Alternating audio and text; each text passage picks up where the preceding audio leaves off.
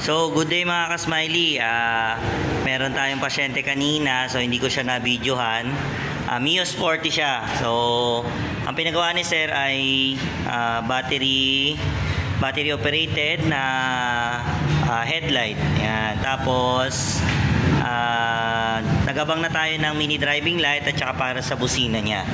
Okay, so, start muna tayo sa battery. Yun lang. So dito, yung pa rin yung sinusulong ko, wala na tayong terminal pin dito at saka dito. Yan. Wala na po siyang mga terminal pin. So dito ko kinuha yung positive. Ayan. Yan, dito ko siya kinuha. Itong may tape na to. Papunta siya dito. Yan, meron siyang socket. Then gumapang po yan papunta doon sa relay natin.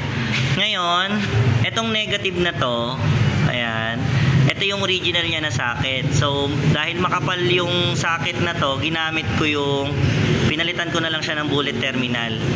Yung dating negative, kasi ito naman yung original na negative. So, kaya na siya ng bullet terminal, tapos nakahinang naman yan. Tapos, may support na cable tie para sa loose contact. At yung dating positive, nilagyan ko rin po ng cable tie para sa hindi siya mag-loose contact. Then, ito na yung ating positive wire.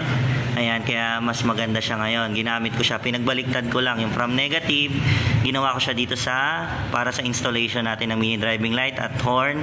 Tapos syempre para sa battery operated. So nandito na rin yun. Ngayon, nag-ready na ako kay sir ng para sa full wave niya. So itong color yellow na to, soon ito na yung magiging yellow wire niya pagka sa positive, pag sa full wave regulator. Then yung positive trigger niya, yung color brown, nandito rin sa loob nito. Ayan, so may brown yan sa loob para isasalpak na lang yan doon sa black wire ng full wave regulator. So tapos puputuli na lang to kapag ka nagpa full wave si sir. Pero now, fast charge lang, okay na yan. So yung negative naman, dito ko naman yan kinuha. Dito sa gitna nito. Yan, yung negative. Tapos pumunta po siya dito sa tornilyo na to. Then saka itong tornilyo na to, may terminal pin yan, papunta rin siya dito.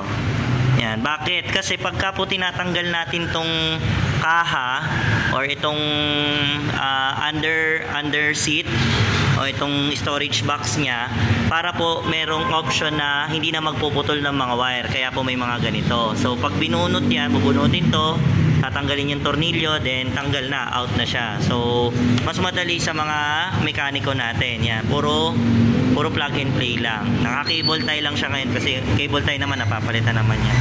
Then afterwards, gumapang siya dito. Ayan. Gumapang yan. Then, ayan, umakyat. So ganito yung setup natin ng relay. So itong halo switch na to, hazard to. Ayan.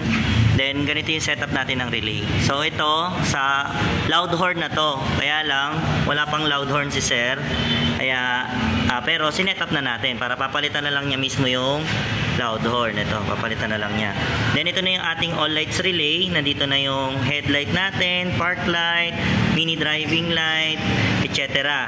Pwede rin dyan laser gun. So dudugtungan na lang yan dito. Then ito ay yung relay ng stock horn niya or ng para sa loud horn niya, auto loud horn na to.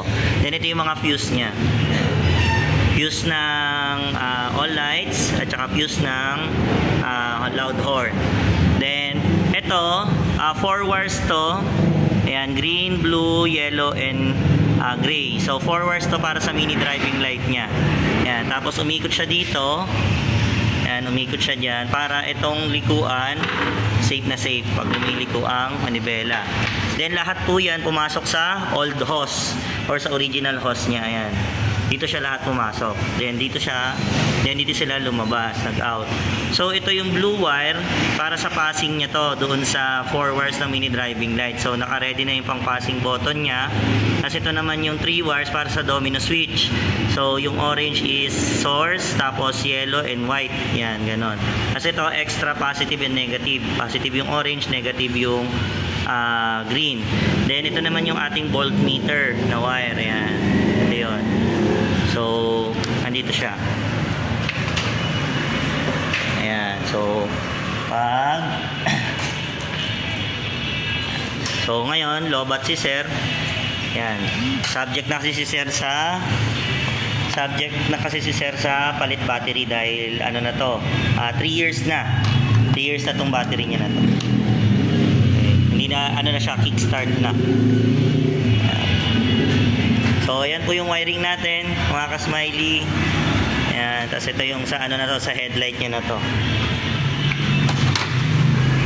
Ayan, so ito yung headlight niya, naka LED na po. Ayan, naka LED. Ayan, kaya battery operated. So, sasalpak na lang natin yan dyan. Okay, so yun lang po mga ka-smiley. Mio Sporty again from Benji Smiley Works. So, ito po yung kapag meron na siyang kaha. Ayan. So, 0-0 siya. Ayan, 0-0.